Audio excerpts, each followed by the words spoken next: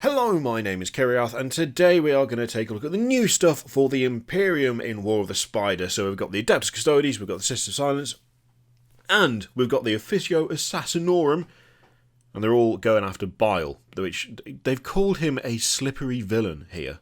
To catch that slippery villain, they're going to need some tools. Don't call a man called Bile slippery. That's gross.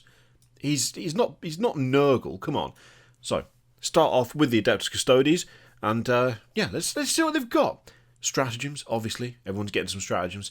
So, each is a true hero of the Imperium, so shouldn't they be able to perform a heroic intervention? I mean, yeah, that makes sense. One command point for Eternity of Heroes. Custodian stratagem. Any custodian would place himself in peril to protect his brothers without a moment's hesitation. Use this stratagem at the end of your opponent's charge phase. Select one Adeptus Custodes unit from your army no more than 1 inch away from any enemy models. That unit can immediately perform a heroic intervention as if it were a character, but must finish that move within 1 inch of one or more enemy units. Yeah, I quite like that. Does seem to fit them pretty well. Nice and thematic. Good start. Okay, let's move on to use this on your Alarus Custodians to make a crucial intervention and turn the tide of a combat in your favour. Sometimes, though, you just need to bring firepower. So, again, one command point, superior fire patterns. Again, Custodian stratagem, combining advanced targeting cogitators and their own sublimely honed reactions. What an excellent phrase. The Custodians lay down a hail of fire worthy of an army many times their number. Use this stratagem in your shooting phase, when an Adeptus Custodes infantry unit from your army that did not advance in your previous movement phase is chosen to shoot with. Until the end of that phase, models in that unit make double the number of attacks with rapid fire and pistol weapons. I really like that. I really like the mental image of the Guardian Spears coming down and just absolutely unleashing a metric shed load of bolts. That's cool. That's fun. Okay. We also have shield hosts. The really exciting development in War of the Spider is the option to field your Adeptus Custodes as one of 5 shield hosts. Each has a unique warlord trait, relic, and stratagem that reflect its background. I was wondering how they would do that, because we've had something similar to this for like everyone. I was wondering how they would approach it for Custodes. So each has a unique warlord trait, relic, and stratagem that reflect its background. For example, the Shadow Keepers watch over the dark cells beneath the Imperial Palace and can take the Lock Warden warlord trait. So the Master of the Shadow Keepers is the Lock Warden, an especially stern guardian. He must be implacable in defence and unrelenting on the attack, a Master Jailer feared by all his charges. When resolving an attack made by a character model against this warlord, subtract 1 from the hit roll. And when resolving an attack made by this warlord against an enemy character unit, subtract 1 from the saving throw, including invulnerable saves. Okay, alright. Yeah, no, that's... I quite like the trait itself, but that feels like a weird trait for something called the Lock Warden. I mean, I get being like I get being a Master Jailer, but how much of being a Master Jailer involves just being more difficult to hit and hitting people harder than they would otherwise? It feels a little weird. That feels like a bit of a reach to make a trait fit a particular shield host there, to be honest. I do like the trait, it's just the actual rule. Nothing to do, really, with the background for that. Still, it's a decent trait. Put this on your shield captain. Watch them go head to head with some of those dangerous threats that the galaxy can throw at them. Yeah, well, you would, wouldn't you? So, maybe you prefer the fast-moving, quick-striking Solar Watch, their way of war. It's emphasised with their relic, an extraordinary Guardian Spear.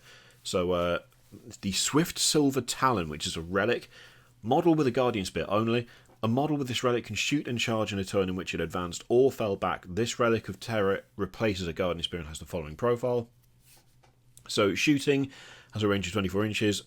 Assault 4, Strength 4, AP -1 in damage 2. Cool. And Swift Silver Talon melee is +1 to Strength, -3 to AP, and D3 damage.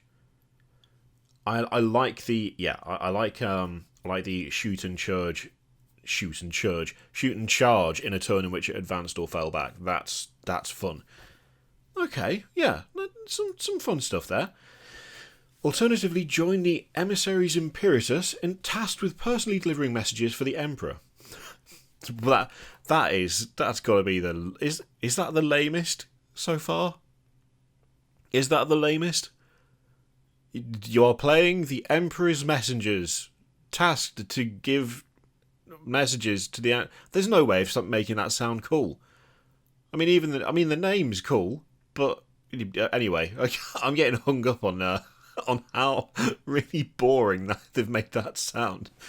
Personally tasked to deliver messages. Ooh.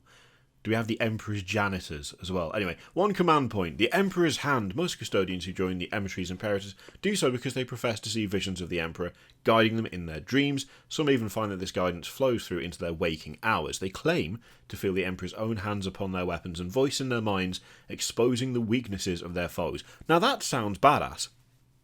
Lead with that. Don't lead with, they deliver his mail.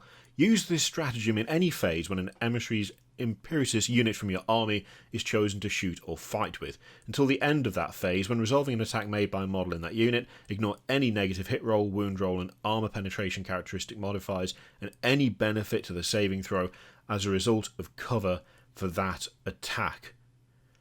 Ooh. Okay. Oh, I like that. That's fun.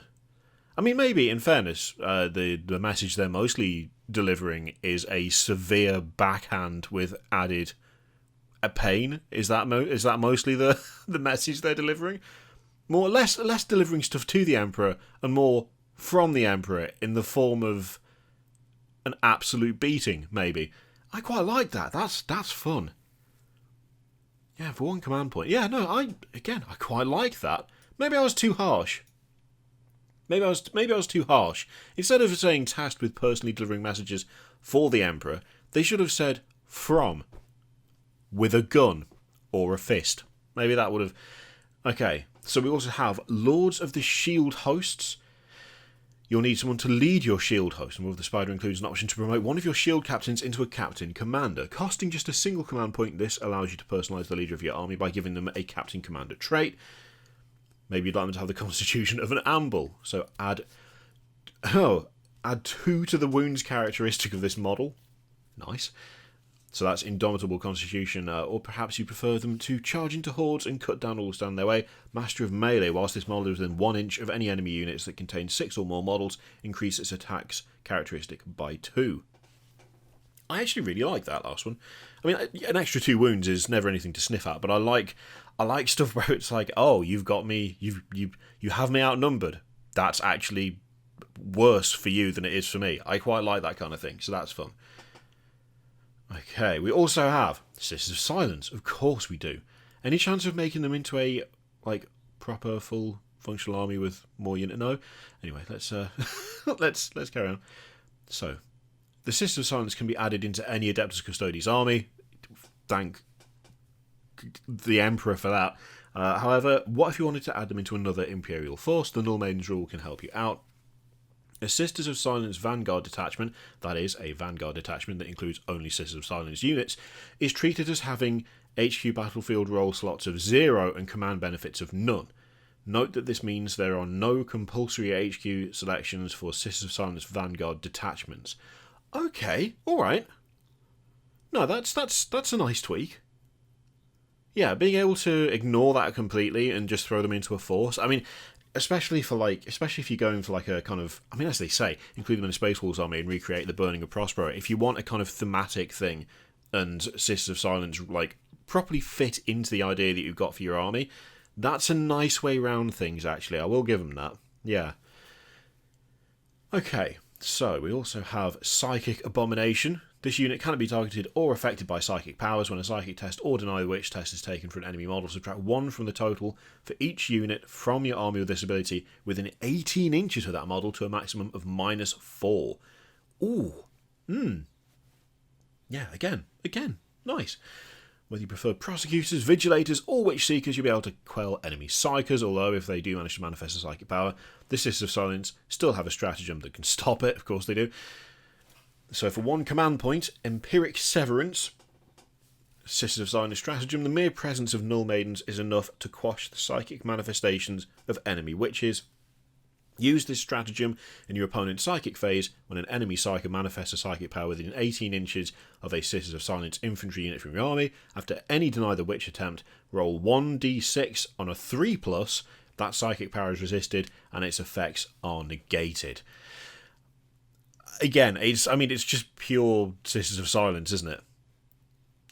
And that's actually not too bad. On a 3+, not on a 4+, on a 3+. So you've got, alright. I mean, if you're going up against a bunch of, even just like one Sisters of Silence unit, I think most people who know what they do will be not necessarily surprised and more expecting some sort of horrendous shenanigans that have just made them lose their psychic power for that particular attempt. We also have a 1 and 2 command point Purgation Sweep. Enough flame can make a pyre of anything. That's... Can that be the official motto of the Sisters of Battle? That'd be nice. Use this stratagem in your shooting phase. Select a Witch Seeker unit from your army that contains 5 or less models for 1 command point, or 6 or more models for 2 command points until the end of that phase. When determining the number of attacks made by flamer weapons that models in that unit are equipped with, any results of less than 4 count as 4. Right, okay, nice. You can just absolutely barbecue just the absolute shit out of people. Nice. I like that. That's fun. Finally, we have assassins. They can be added to any Imperial army and now come with a host of stratagems that make these shadowy operatives even better on the battlefield. So, the Psychic Awakening has seen an explosion in the number of Psykers across the galaxy, so it would make perfect sense to include a Collector's Assassin in your army. What happens if you arrive to battle and the enemy force contains no witches? Well, 2 command points, Shadow Assignment. The enemy have decoded deployment orders for an Assassinorum operative, yet this intelligence is but another ruse, disguising the true identity of the killer that approaches. Okay, can see where this is going. Use this stratagem before the battle begins. If your army includes exactly 1 Officio Assassinorum unit, remove that unit from your army, and then add 1 Officio Assassinorum unit of your choice to your army. The unit that is removed does not count as being destroyed for any rules purposes. Unlike other units that are added to your army, this new unit does not cost any reinforcement points, even in a matched play game. Now, it doesn't matter if you petition the wrong temple for help, as you can change to match your needs. Okay, what's that? You think that 2 command points is expensive? Well, how's this then? 0 command points. What? 0 command points. A 0 command point stratagem, priority threat neutralised. Eliminating the enemy's command element allows a combatant commander to seize the strategic initiative. Use this stratagem in any phase when a character model in an enemy unit is destroyed by an Officio Assassinorum model from your army. You gain 1 command point, or 2 command points of the character of the Warlord. You can only use this stratagem once for each enemy character model destroyed. Okay. Alright. Sure. A no command point stratagem that just gives you command points when you murder characters. I actually really like that. That's really fun. That's fun. That's cool. I like that a lot. And there we go. That's it. So yeah, you can take a Vindicator Assassin and just consistently pick off enemy characters. Some fun stuff in there. There is some fun stuff in there. The Messengers of the Emperor do make me laugh still a little bit, but also, how good do the assassins look now? The redesign they did of those, they look proper decent. So yeah, that is the stuff for the Imperium and the Sisters of Silence, implying that they are not part of the Imperium. The Custodes, Sisters of Silence, and the Assassins. Pretty chunky, long article, that one. But then again, we are dealing with 3 separate factions of the Imperium at one time. Yeah, there's some fun stuff in there. Let me know what you think of all of that in the comments down below. Is there anything that particularly jumped out at you as being the thing what you liked? Let me know. In the meantime, feel free to click all the things, Patreon, video, subscribe, all that stuff. Click it if you like, don't click it if you don't want to. And as always, there is an affiliate link in the description down below for Element Games, which you can use to support the channel if you would like. I leave it entirely up to you. Thank you very much for watching. I'll see you next time.